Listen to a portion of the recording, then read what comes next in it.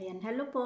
Nagbabalik na naman po ang inyong lingkod Hasa 26 TV. Ngayon po, mayroon po tayong short video na pagpapaliwanag po. Ayan, bago po tayo magsisimula, isang mapagpalang araw po sa ating tatay ng Kalingap na si Kuya Bal Santos Magtubang at sa kanyang asawa na si Ate Edna, lalong-lalo na po kay Kalingap Rab at sa kanyang asawa at sa lahat po ng charity vlogger ng Team Kalingap, mga langga at mga solid karina, suportahan po natin sila. Okay po, by the way po pala, lilinawin ko lang po doon po sa sa issue po about po sa pag-back out po ng Japan Charity Group, no?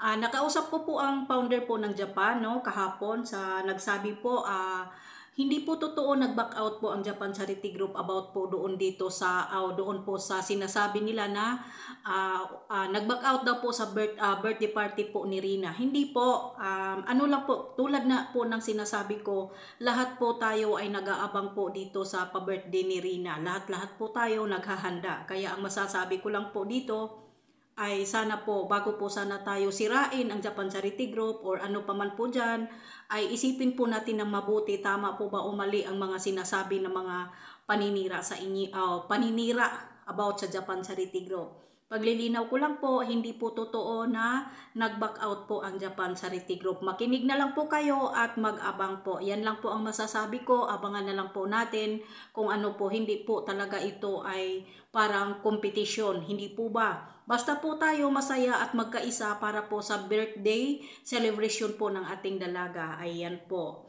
Ayan lang po ang masasabi ko.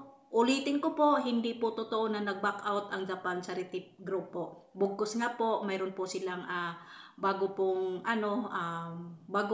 inano para po kay Rina. Kaya ayan po, yan ha, hanggang dito na lang po ang aking video. Maraming salamat. Yan lang po ang masasabi ko mga palangga. Hindi nag-back out ang Japan Charity Group doon po sa birthday celebration ni Rina. Abangan na lang po natin, okay? Kung bago pa lang po kayo sa aking YouTube channel, please po subscribe sa aking YouTube channel, Hasa 26 TV. Mega love shout out po sa lahat. Bye!